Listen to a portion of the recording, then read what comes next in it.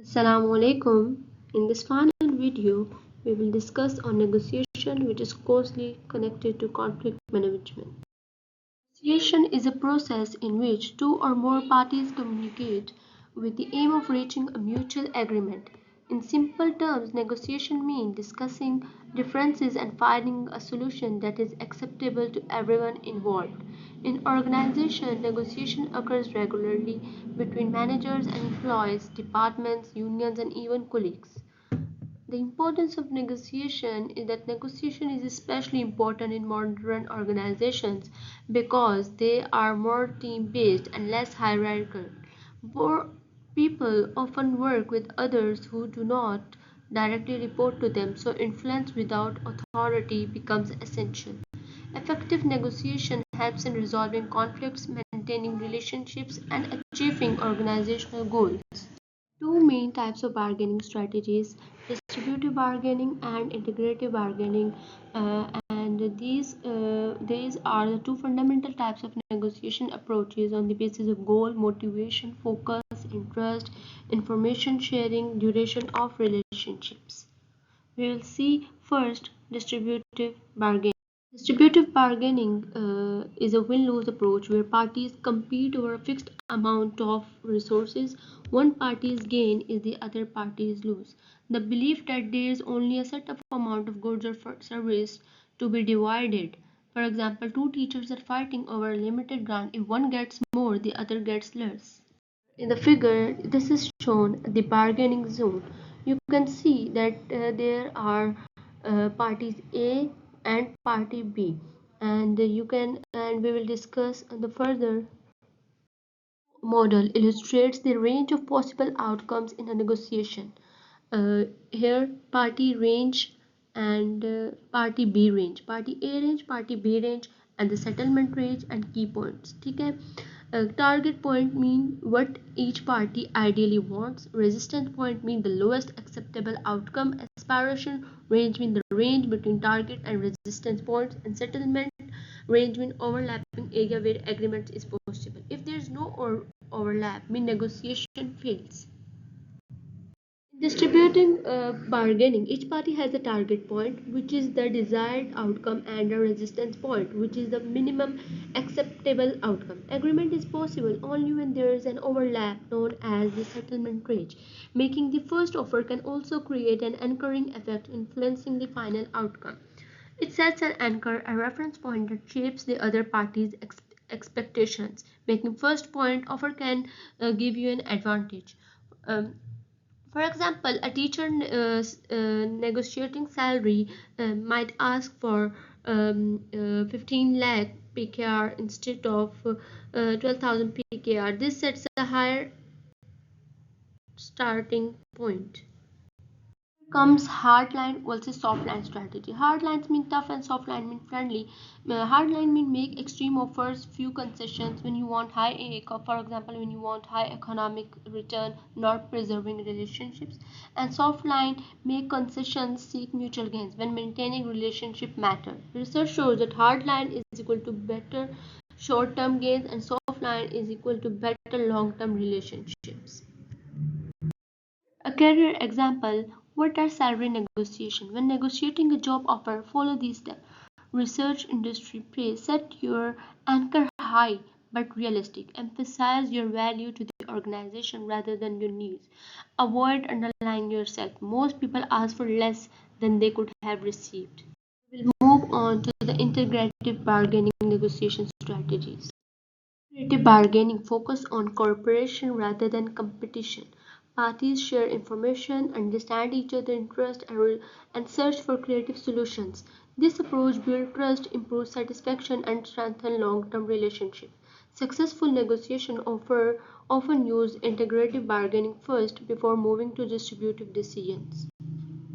Why integrative bargaining is better? It's built long-term trust and cooperation, leads to creative solutions. Both parties have feeling satisfied, strengthen organizational relationships.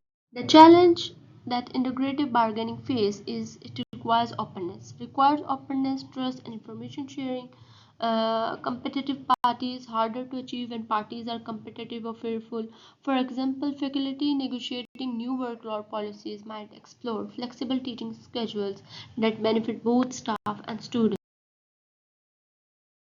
We will see what are the negotiation processes. It is a five structure steps. These are five structure steps to an effective negotiation. Robinson Judge. Effective negotiation follows five steps. First is preparation and planning, where parties define goals and alternatives. Second is setting ground rules. Third is clarification and justification of positions. Fourth is bargaining and problem solving. And the final step is closure and implementation of the agreement. Step 1, preparation and planning. This is the most critical step. Gather background information, identify your goals and limits, assess the other party's goals and possible concession. Develop your BATNA. Mm, BATNA mean best alternative to a negotiated agreement. The least a party should accept your plan B, the better your BATNA, the more power you have. Example, if a job offer fails, your partner could be another teaching position or freelance consulting. Step 2, entry, setting the stage. Step 2, definitions of ground rules. Agree on who, where, when, and how to negotiate. Define time limits and procedures for impasses. Exchange initial positions and demands.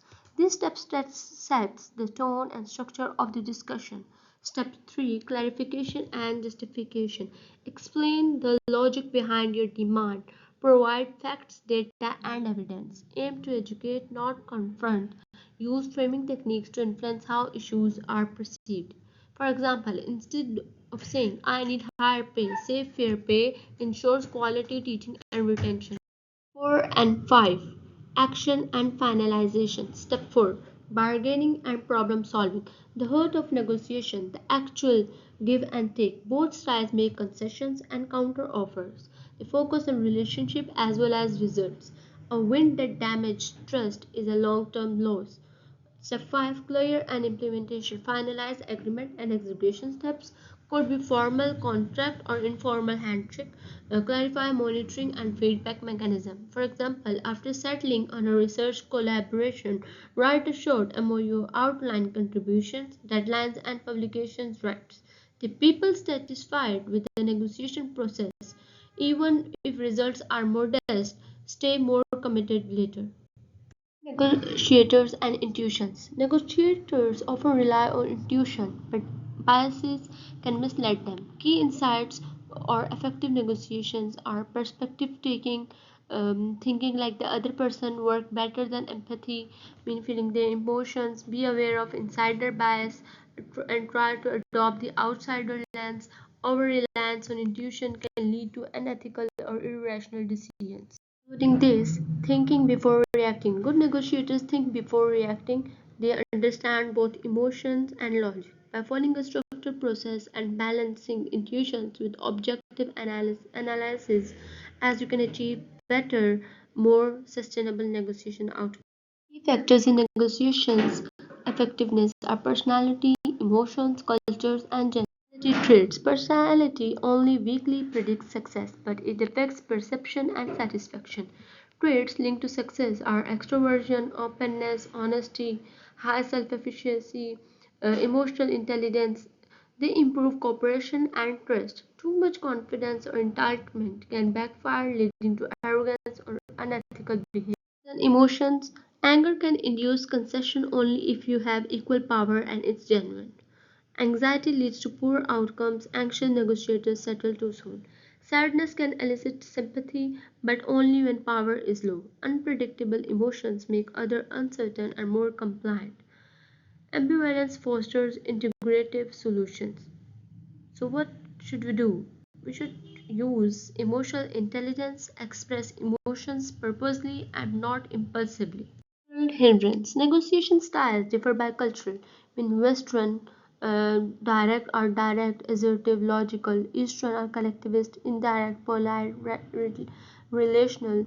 Anger may be effective in the West but disrespectful in Asia. In cross-cultural negotiation, patience, openness, and cultural awareness are vital. For example, Japanese labor unions negotiate politely and avoid confrontation, uh, while US unions may be more direct. Negotiation. Women are often perceived as more cooperative, men as more assertive. However, research shows no significant overall difference in outcomes. Differences appears mostly when context is ambiguous, stereotypes are active, women hesitate to initiate negotiation, gender-blind organizational cultures lead to more equity and confidence. Outcomes are also influenced by individual and social factors. Individual in negotiation in a social context, we see reputation. Reputation is the way other thinks and talks about you. A trustworthy reputation is equal to higher cooperation and better deals. Reputation is built through honesty, consistency, and integrity. Uh, Relationships. Repeated negotiation build trust and reciprocity. Today's concessions may earn future favors.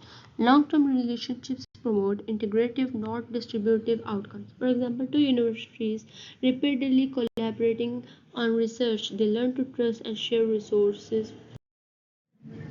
Ethics is an important issue in negotiation. Practices such as lying or manipulation may bring short-term gains but damage trust. Common ethical issues include lying about other offers, using manipulations or pressure tactics, withholding key information. Strategies to stay ethical are first, build relationships, trust, discourage dishonesty. Second, negotiate in a person, reduces temptation to lie. Third, learn about the other party, it reduces stereotyping. Ethics build credibility, and credibility builds power. Parties cannot reach agreement, third parties may help. A mediator facilitates discussions, an arbitrator makes a binding decision, and a conciliator helps improve communication. Ethical negotiations build credibility and long-term cooperation. Cases such as this supplier negotiation global organizations show that aggressive win-lose strategies can damage trust and relationships. Case summary. This case study focuses on Aldi, a global supermarket chain known for its low-cost strategy and its aggressive negotiation tactics with suppliers to maintain price leaderships. LDI action. In 2021, LDI reduced banana prices. By this price, supplier reaction was supplier across Latin America protested price cuts. The core conflict arose between profit goals and ethical commitment. Through analysis of this negotiation, we came to know the type of negotiation was distributed win-lose.